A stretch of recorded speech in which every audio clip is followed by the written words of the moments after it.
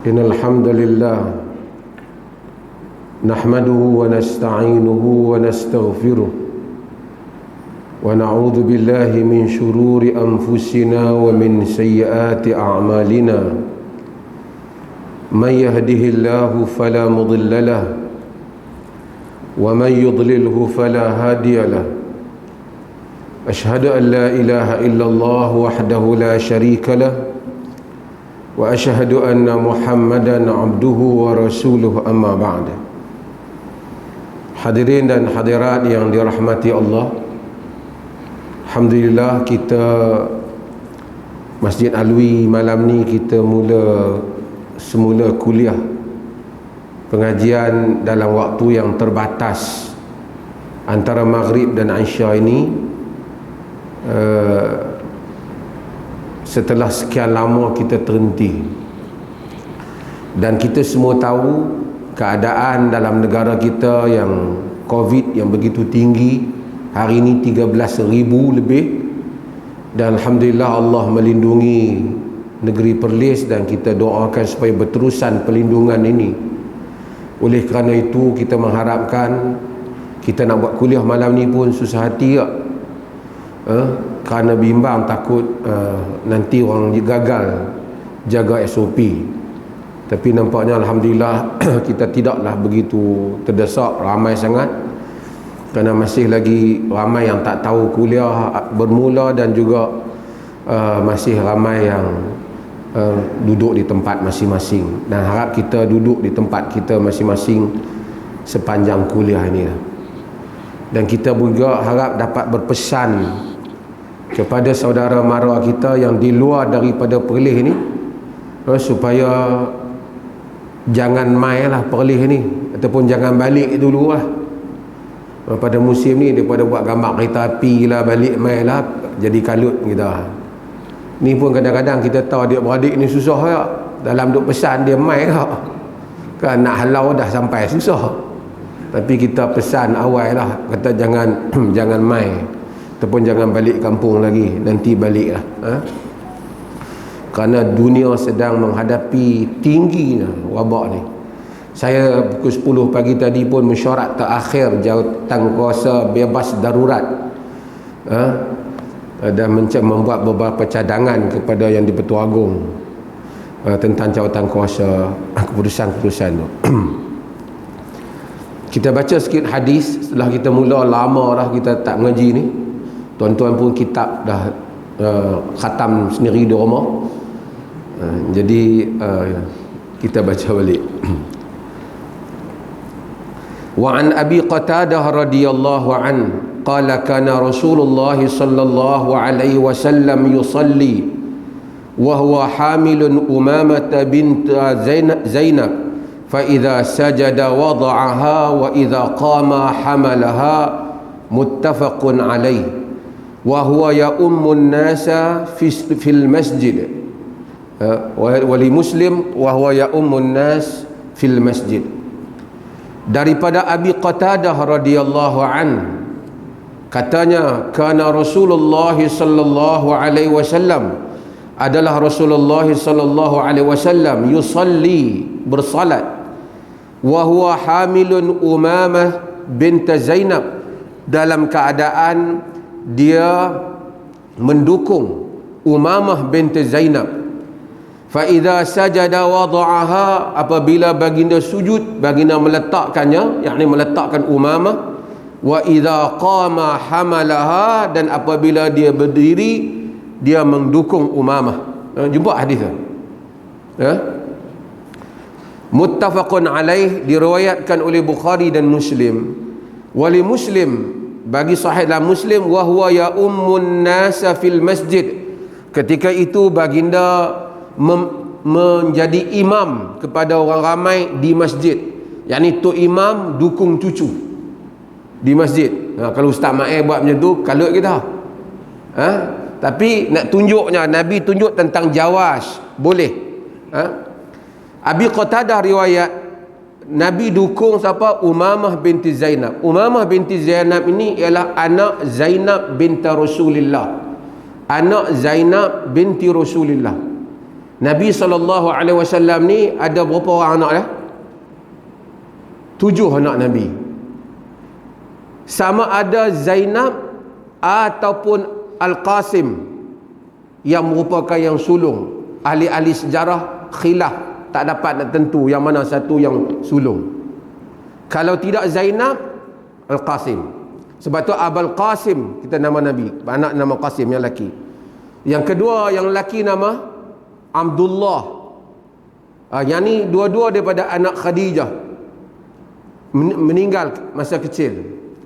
Dan yang ketiga yang lelaki bukan disebut, yang lelaki ialah yang akhir, iaitu anak Nabi daripada Maryah Al-Qibtiyah, hamba yang dihadiahkan kepada Nabi daripada Koptik Mesir.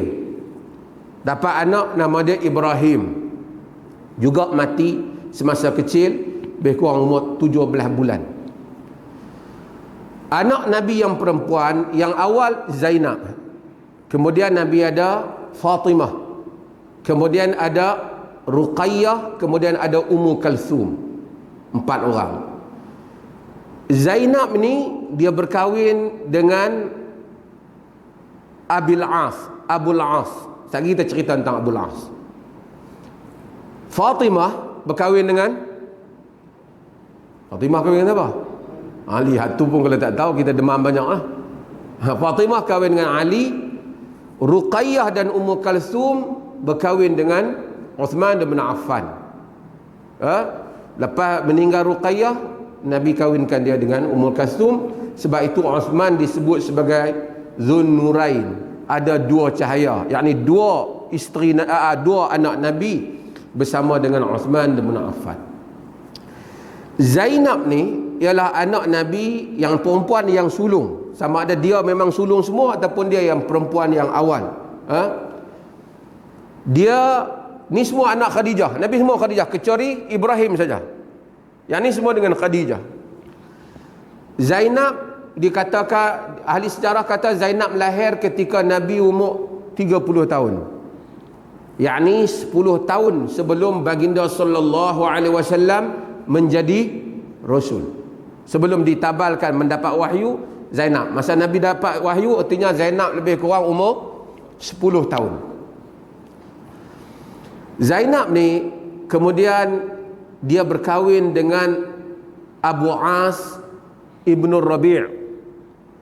Abul As ibn Rabi' suami kepada Zainab ni anak kepada Halah bintul Khuwailid. Halah bintu Khuwailid. Kita ingat Khadijah bintu Khuwailid. Halah bintu Khuwailid artinya saudara perempuan siapa? Khadijah. Artinya Abul As ni dengan Zainab jadi apa? Sepupu.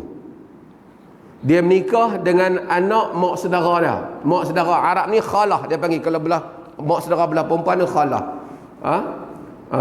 Khal, am belah laki. Okey. Bila dia kahwin dengan Zainab, Abul As ni orang bagus. Cumanya Abul As ni dia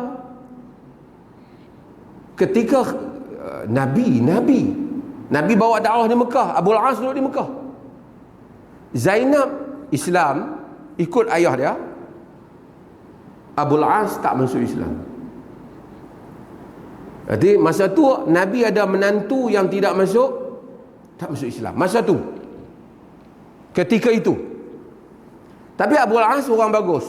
Quraisy bagi tahu Abul As, kau cerailah Zainab ni. Kau sebutlah mana-mana perempuan Quraisy yang kau mau, kami cari. Terus apa? Hantar balik anak Muhammad ni. Masa tu mereka lawan Nabi. Tuan-tuan, perjuangan ni, ujian sakit ni tak banyak mana, tapi ujian perasaan itu besar. Abul As kata tak, wallahi demi Allah aku takkan kembali dah. Tidak, aku tak mau sama mana-mana wanita melainkan Zainab. Apabila Nabi sallallahu alaihi wasallam berhijrah, Zainab tidak ikut hijrah. Sebab dia tersangkut dengan siapa? Suami dia siapa? Abul As. Nak hijrah tak boleh, suami dia tak bagilah. Dan semasa tu tak timbul lagi laki kafir tak boleh kahwin dengan wanita muslim. Tak timbul lagi wanita muslimah, tak timbul lagi. Ayat larangan tu masa Sulh Hudaybiyah. Peringkat tu ayat tu tak turun lagi.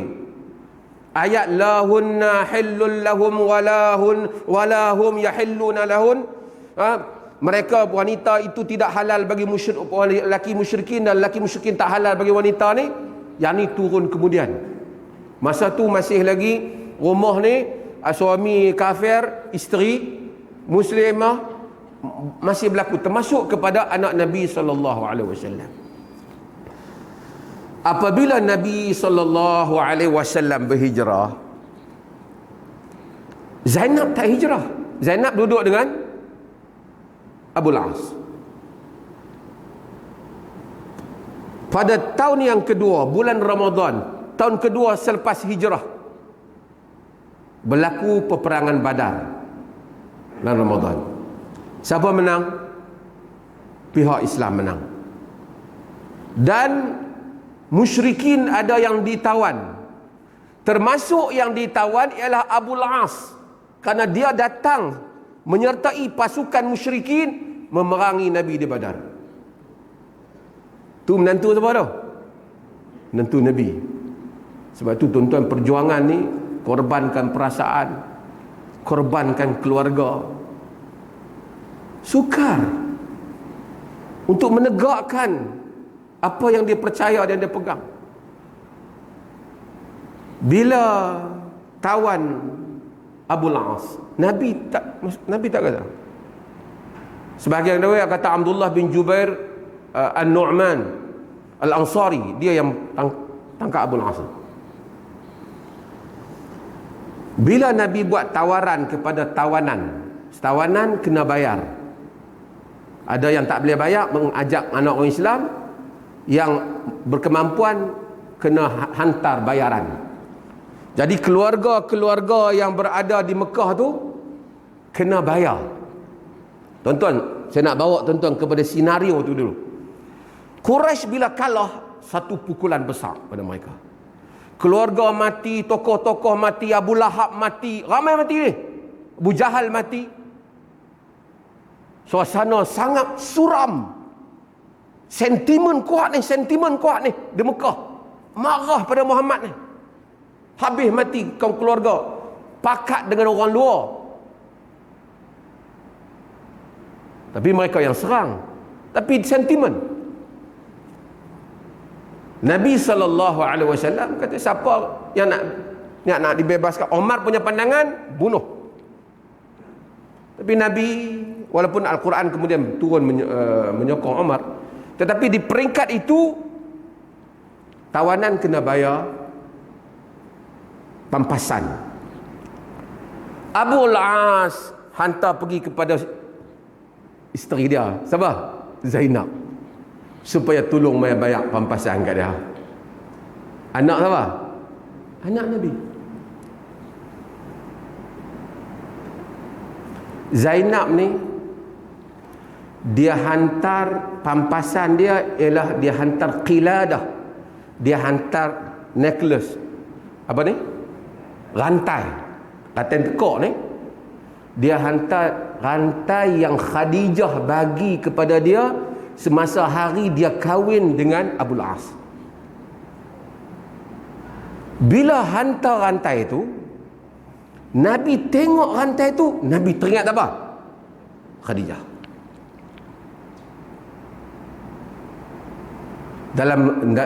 Dalam riwayat Aisyah ceritakan, faraqallahu riqqatan syadidah. Terus Nabi jadi macam-macam perasaan, teringat perjuangan Khadijah bela dia, ni rantai yang bagi ke anak dia. Lunak hati Nabi. Nabi tengok rantai ni. Tapi ini keputusan jamaah, kena bayar. Dan teringatlah bahawasanya Zainab ni tak boleh datang disebabkan kerana suami dia ni.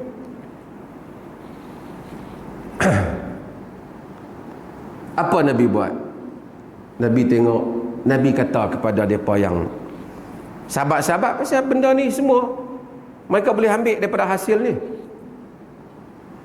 Nabi kata, jika kamu berpendapat elok, kamu kembalikan balik kepada tuan ya, yakni kepada Zainab rantai ni, dan bebaskanlah Abul As ni. Buatlah, Nabi kata, aku pun suka yang itu. Tapi kalau kamu rasa tak ni, akhirnya urusan kembali pada kamu. Dia orang kata, tak apa Rasulullah, kita bebaskan dia. Nabi tak paksa, pasal Nabi standard kan, Nabi dah terpulang pada pengurusan. Nabi minta dia janji dengan Nabi. Dia janji apa? Tolong bebaskan Zainab. Benarkan Zainab datang apa? Hijrah. Pasal Zainab Islam, dia tak Islam.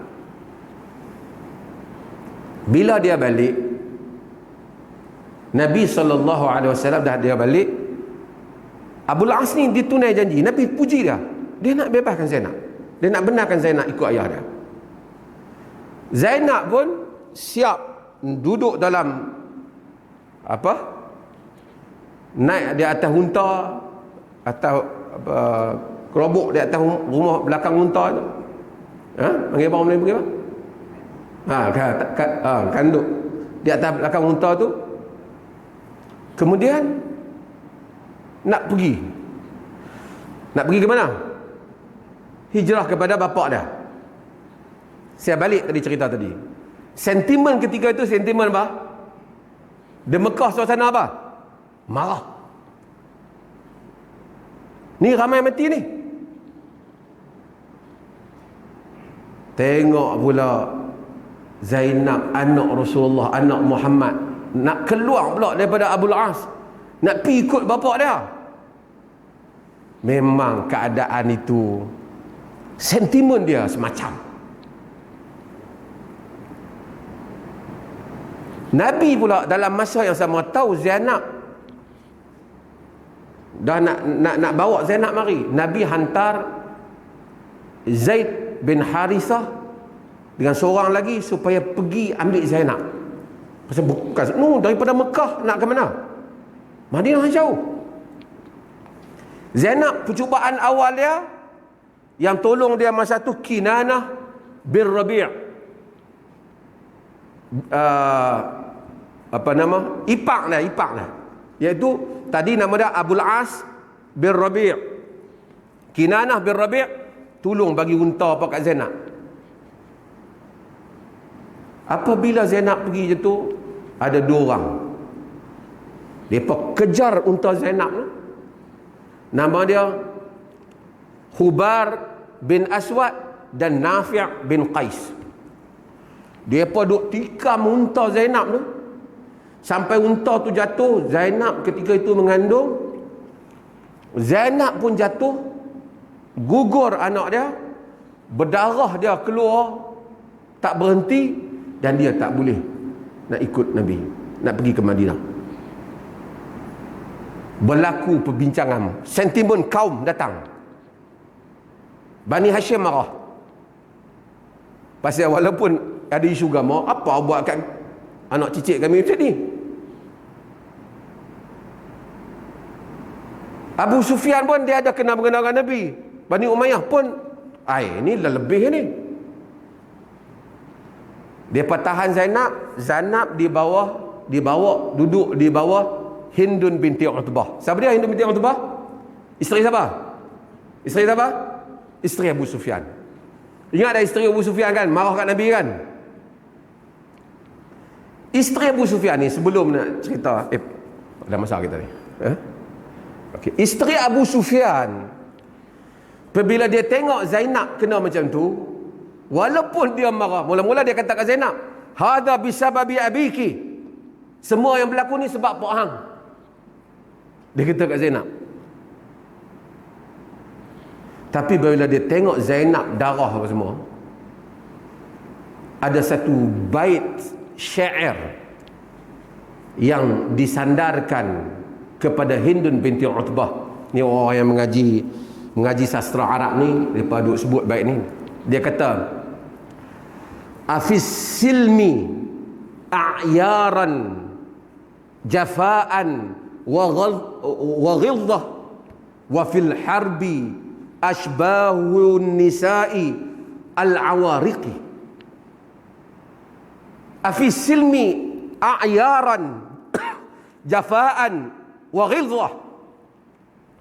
Adakah ketika dalam keadaan damai seperti dengan kaldai, tidak ada perasaan dan keras. Wa fil harbi ashbahun nisa'il awariki. Sementara semasa di dalam perang bagaikan wanita-wanita haid. Dia kata apa tu? Dia marah kat Hubar ni yang pi buat tu. Masa perang itu awak kalah. Ni tinggal perempuan seorang pun hantam betul-betul. Macam tu lebih kurang. Bukanlah kerana Hindun tu suka kat Nabi, tapi orang perempuan ni bila dia tengok perempuan kena sentimen perempuan tu mai. Tengok, hampa ni mentang-mentang macam tu, yang hari tu perang kalah. Ni perempuan seorang ni hampa bagi betul-betul sampai jatuh, sampai berdarah. Sentimen juga pasal ini ada kaum keluarga mereka. Anak Nabi itu Arab lah. Arab tu dia hebat masalah tu. Dia tak afis silmi a'yaran jafaan wa ghilzah wa fil harbi ashbahun nisa'il awariqi. Masa keadaan damai tak perang, tunjuk apa? Macam dengan kaldai, tunjuk something, tunjuk apa? Tak ada perasaan dan keras. Masa perang macam dengan wanita-wanita haid dia. Siapa kata ni? Hindun. Nabi SAW dalam masa yang sama, Nabi SAW tadi hantar siapa saya kata? Hantar Zaid bin Harithah. Bukan senang tuan-tuan ni, sentimen perang, silap pergi mati. Zaid sampai ke Mekah, senyap jumpa satu orang pengembala kambing. Tanya dia, hang gembala untuk siapa ni? Dia kata untuk Abul As Ibn Rabi'. Oh, suami siapa? Ni setelah mereka pandai lah, mereka tahu lah tempat tu. Lepas tu dia tanya, ni kambing siapa? Dia kata, ni kambing Zainab binti Muhammad. Nabi, masa Nabi hantar Zaid tu, Nabi bagi cincin Nabi. Tentu orang zaman tu kan, mereka apa dia nak kena? Bukan nak boleh ada satu surat. Dia kata, boleh tak minta tolong, tapi jangan beritahu orang. Pi jumpa Zainab ni. Kawan ni tak tahu apa pengembara ni. Ni jenis tak baca WhatsApp group ni. Kan? Apa pun mungkin tak tahu, internet pun mungkin tak, maksudnya dia tak peduli tengah lah. Bagi cincin tu, Nabi pergi bagi kat Zainab. Zainab tengok, Zainab tahu Nabi yang tak. Zainab tanya, jumpa dia di mana? Jumpa tempat sekian-sekian, tak apa. Bila malam, Zainab pun pergi, dan kemudian Zaid bawa dia pergi mana? Pergi jumpa, pergi ke Madinah, jumpa dengan Rasulullah sallallahu alaihi wasallam. Maka dengan itu Zainab dapatlah berhijrah. Itu pun setelah apa? Peperangan Badar. Sedangkan suami dia siapa? Al-As ni tak hijrah. Bukan saja tak hijrah, belum lagi Islam. Pada tahun yang ke-6, Al-As ni, Abul As ni, dia bawa, artinya dia dah biar berpisahlah Zainab dengan Abul As. Abul As ni di sudut orang dia bagus, tapi dia ni macam ni lah, dah semua ajak pergi perang lawan Nabi, kita pergi juga lah kan, jenis tumpang je lah kan. Sebab tu dia pun tak jadi tokoh. Tapi dia orang yang terkenal dengan wafa, baik dengan Zainab. Zainab pun sayang kat dia. Pada tahun ke-6 dia bawa kabilah perdagangan dia pergi ke Syam bersama dengan harta-harta Quraisy. Tengok. Dan masa tu dia ada panggil Syariah. Depa ni serang orang Islam langgak depa. Syariah pasukan Islam ni telah tawan sekali lagi Abul As. Jadi dia kena tawan berapa kali? 2 kali. Lepas dia kena tawan 2 kali, semua tahu. Kali ini dia bukan ditawan dia tu, dirampas apa? Harta tu. Dia tak ditawan lah, harta tu dirampas. Bila ditampas harta dia, dia malam-malam senyap dia mai ke Zainab. Mekah zaman tu bukan ada ni apa nak orang tak nampak, dia mai jumpa Zainab. Dia kata minta tolong minta depa bagi balik harta aku. Pasal aku punya saja. Hak mana orang amanah menega sekali tu ada tu. Bila semayang subuh Nabi keluar, pasal ada pasukan Quraisy yang kena rampas, so akibat takbir semua. Zainab duduk bahagian wanita ni semayang. Pas semayang Zainab kata, ana ujiru Abul As. Aku melindungi Abul As. Masa tu boleh orang Islam boleh ambil orang untuk dia lindungi. Jadi Nabi pun dengar. Nabi tanya, kamu dengar tak? Dia kata dengar. Aku dengar. Kalau Nabi tanya mereka, Nabi kata kalau kamu setuju, kamu boleh bagi. Kalau tak, hak Allah kepada kamu. Yang ni benda tu kamu dah dapat. Dia kata bagi. Dia kembalikan semua harta dia dan dia balik ke Mekah. Dia balik ke Mekah, dia panggil semua orang-orang yang terlibat dengan harta dia. Dia bagi balik, bagi semua. Dia kata semua dah dapat harta, semua dah dapat bahagian dah kata. Dia kata wallahi ma mana'ani, demi Allah aku tidak ma mana'an min Islam indahu. Tidak ada halangan untuk aku Islam di sisi Muhammad baru-baru ni, tapi illa takhawufun an tadhunnani an tadhunnu anni aradtu akla amwalikum, melainkan aku bimbang kamu sangka aku nak makan harta kamu.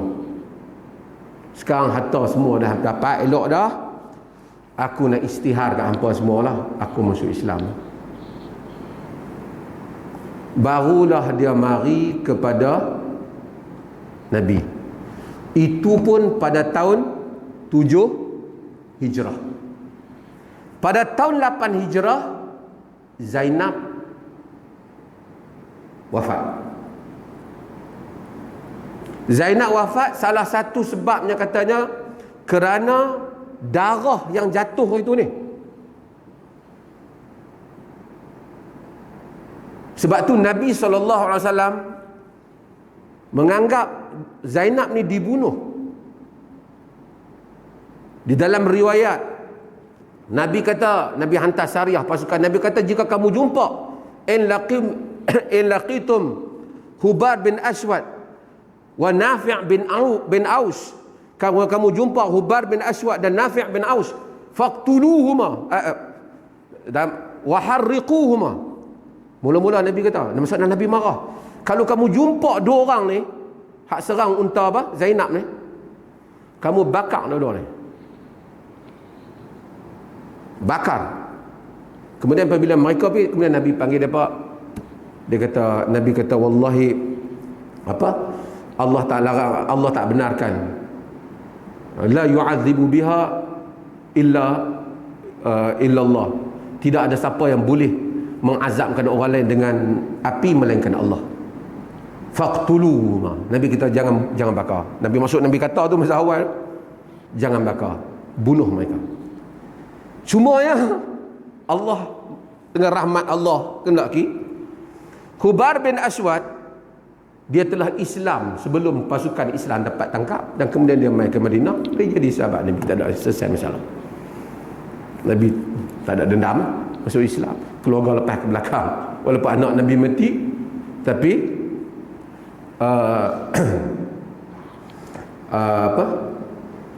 Hubab pun telah masuk Islam. Cumanya bagi Zainab ini ada apa?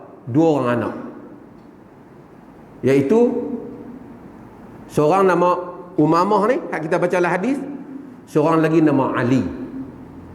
Seorang nama Umamah, seorang nama Ali.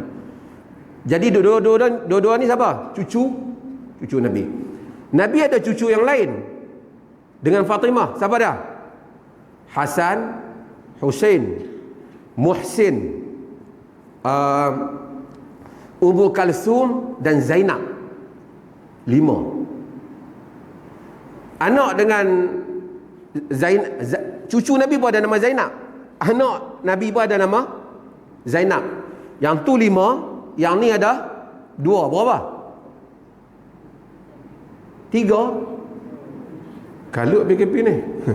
Berapa? 7. Seorang lagi nama Abdullah, anak Ruqayyah, meninggal masa kecil juga. Yang Abdullah meninggal mungkin 6 tahun lebih. Jadi cucu Nabi 8 lah semua. Umamah ni anak dengan Zainab. Sebelum saya nak cerita bawa tanggung Umamah ni, panjang cerita Zainab ni, boleh tak? Tak apalah, dah kita lalu hadis. Umamah ni Nabi sayang kat dia.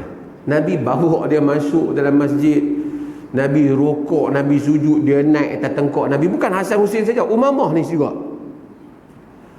Sayang tak sayang Nabi pada Umamah ni, kata Aisyah radhiyallahu anha dalam hadis riwayat Al-Imam At-Tabarani, satu hari Nabi dapat hadiah rantai. Seorang riwayat dia daripada Najasyi. Rantai yang di dalamnya ada cincin emas, wa fassul Habasyi, dan ada batu negara Habsyah. Semua isteri-isteri Nabi tengok, Allah pakat kenan cantik. Semua duk tengok, Nabi ni nak bagi kat siapa? Nabi kata, wallahi la awda'aha fi raqabatin ahabbu ahli al-baiti ilayya. Aku akan letakkan rantai ini di tengkuk ahli al-bait yang paling aku sayang. Kata Aisyah, wallahi azlamatni al-ard baini wa bainahu khashyatan an yada'a fi unuqi ghairi fi unuqi ahadin minhum. Demi Allah, kata Aisyah, aku rasa bumi ni kelam. Aku takut Nabi letakkan rantai tu pada salah seorang tengkuk isteri-isteri yang lain selain daripada aku. Aisyah kan, dia kata janganlah Nabi bagi kat isteri lain pula, artinya isteri tu lebih Nabi sayang. Dan kata Aisyah, aku rasa isteri lain pun lebih kurang macam aku lah duk fikir. Janganlah pergi letak kat tengkuk, siapa nak dapat rantai ni. Riwayat tu kata, masa tu Umamah binti Abi As ni tal'abu bijanibil bait biturab. Dia budak kecil, dia sedang duk main di tepi rumah tu, main pasir. Nabi panggil, Nabi kata mau mai balik, dia duk tengok tu, Nabi kata mari rantai lah. Nabi panggil Umamah binti Abi As, Nabi pakaikan rantai ni pada dia. Jadi dia ni apa dia? Ahlul bait yang Nabi paling sayang. Kata Aisyah, tengok-tengok bagi kat Umamah, lega. Yang penting jangan bagi kat orang lain. Lega, semua kami happy. Kalau dia Nabi bagi kat Hafsah ke, Nabi mesti yang lain cemburu.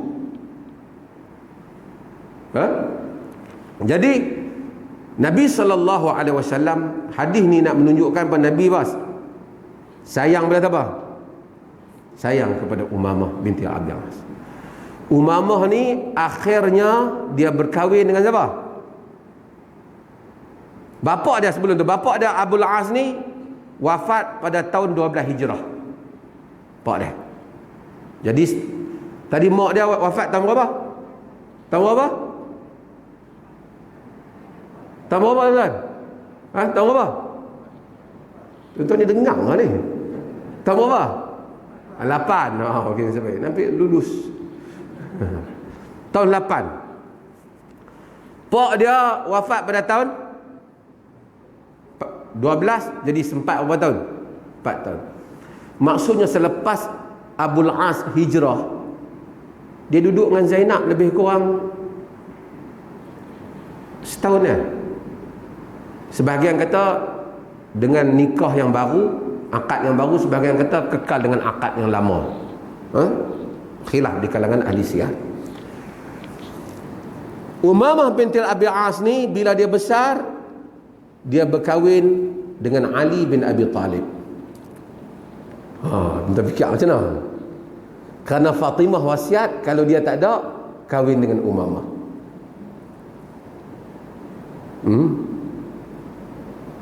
Lepas itu dia kahwin dengan anak Nabi. Bila anak Nabi tak ada, dia kahwin dengan cucu Nabi.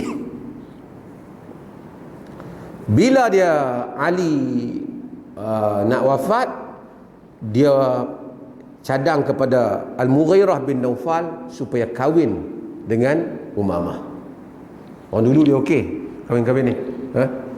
Sebab tu sahabat ni kita tengok tangis kadang-kadang Asma' duduk di sini, lepas tu kahwin dengan sini, kahwin sini. Suasana mereka normal ketika itu. Kita yang complicated sangat. Okey. Balik kepada hadis Abu Qatadah ni, dia kata Nabi SAW yusalli wa huwa hamilu Umamah binti Zainab. Nabi semayang dalam keadaan dia dukung Umamah binti Zainab. Ni semayang ni dukung. Fa idza sajada wada'aha. Apabila nak sujud, letak. Tapi artinya masa nak rokok, duk pegang lagi.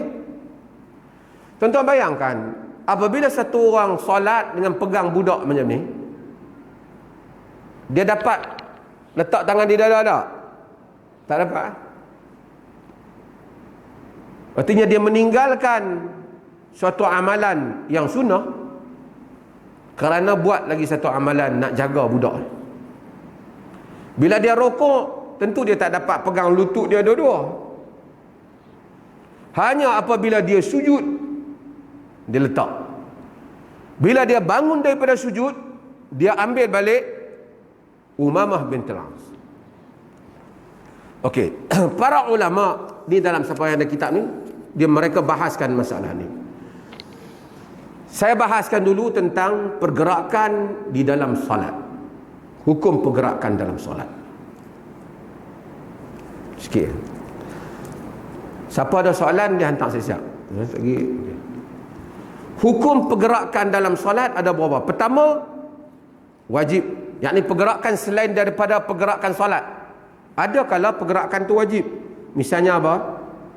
Untuk menyelamatkan solat daripada batal. Tiba-tiba najis kena kepada kopiah kita. Kita bergerak buang kopiah kita, wajib. Najis terkena pada baju luar ni, kita bergerak, kita buang baju luar ni. Supaya dapat diteruskan solat, wajib. Ada kala pergerakan dalam solat itu, yakni bukan pergerakan yang rukun ataupun sunat yang asal, pergerakan sunat. Bila? Misalnya nak betulkan saf, kerana luruskan saf tu sunnah. Ataupun orang sebelah kita renggang, kita tarik dah, sunnah pergerakan tu. Ada kala pergerakan dalam solat, pergerakan yang haram. Bila? Tak pasal-pasal tengok duk lenggang macam ni. yang mana sudah melampaui daripada pergerakan, daripada orang tengok pun macam dah tak solat. Duk buat lenggang-lenggang haram. Ada pergerakan yang solat yang dia anggap makruh, pergerakan yang sedikit. Misalnya orang pembetik baju, pembetik kopiah, makruh. Sebahagiannya mengharuskan kalau sekiranya ada kaitan dengan semayang, tak apalah, dia rasa tak selesa, dia perbetul sikit supaya solat dia selesa. Kerana Nabi dalam riwayat ada Nabi buka pintu untuk Aisyah radhiyallahu anha. Pergerakan Nabi sallallahu alaihi wasallam ni apa? Pergerakan ini. Maka di kalangan para ulama ada, dan khususnya dalam mazhab Malik, mereka nak tengok hadis ni macam mana. Sebahagian mereka kata bahawasanya yang ni Nabi sembahyang sunat ni, tapi susah. Kerana di dalam riwayat yang ada ni dalam Sahih Muslim, wa huwa ya ummun nasu fil masjid, Nabi jadi imam masa ni. Nah, ni bukan sembahyang sunat, ni sembahyang apa? Sembahyang fardu. Ada mereka kata yang ni kena darurat, kerana tak ada siapa nak jaga umamah Itu pun tak kuat. Rumah Nabi dekat tu je, umamah ada mak dia apa, ataupun ada, kalau tak ada mak dia apa, ini dah lewat, ibu dia kerana isteri ibu dia mati tahun 8 Hijrah, dan Nabi ada lagi isteri-isteri, takkan tak ada siapa nak tengok umamah, Nabi suruh orang tengok umamah. Itu andaian. Ada yang kata mansuh dengan apa? Mansuh dengan hadis yang Nabi kata inna salata la syughul, semayang itu beri tumpuan. Ini hadis Abdullah bin Mas'ud, hadis masa awal Habasyah. Ni cerita Umamah ni dah lewat. Maka dengan itu para ulama hadis, fuqaha berbeza pendapat, namun kita dapat simpulkan pergerakan yang sedikit di dalam solat atau pergerakan yang tidak memperlihatkan seseorang keluar daripada solat adalah pergerakan yang seperti itu tidak membatalkan salat. Walaupun pergerakan itu akan menyebabkan seseorang terpaksa untuk meninggalkan beberapa kelebihan di dalam solat, seperti letak dada, rukuk dengan meletak tangan di atas lutut, kerana terpaksa untuk memegang budak dan seumpamanya. Maka dengan itu, kalau orang tu terpaksa hal-hal yang seperti itu adalah diizinkan, wallahu taala alam. Dan kita masa tak banyak, so kita dan hadis ini juga memberi maksud boleh bawa budak ke masjid jika sekiranya tidak mengganggu jamaah yang lain. Kalau kita bawa anak kita tu buih kepok cermin mata orang, lepas pada tu tarik emas orang, tak boleh lah, yang tu ganggu orang. Tapi kalau budak tak kacau, dia dengan kita saja, kita boleh bawa dia ke dalam masjid.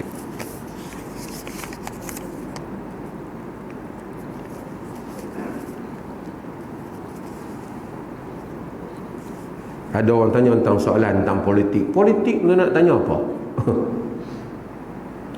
Orang politik ni mana-mana pun lebih kurang cerita mereka semua nak kuasa, dan semua sedang merebut kuasa.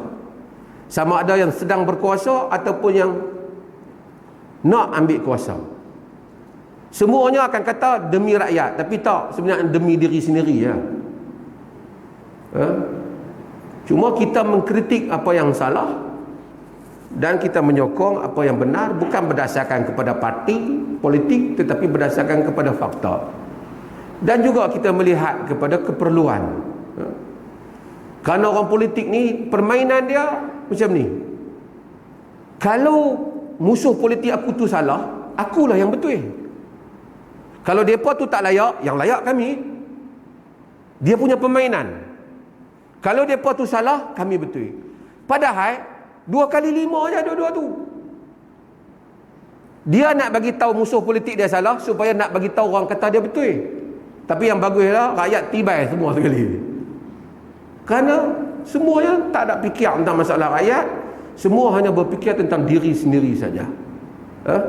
Sebab itu alhamdulillah, semoga Allah menyelamatkan kita dalam hal. Soalan berhubung dengan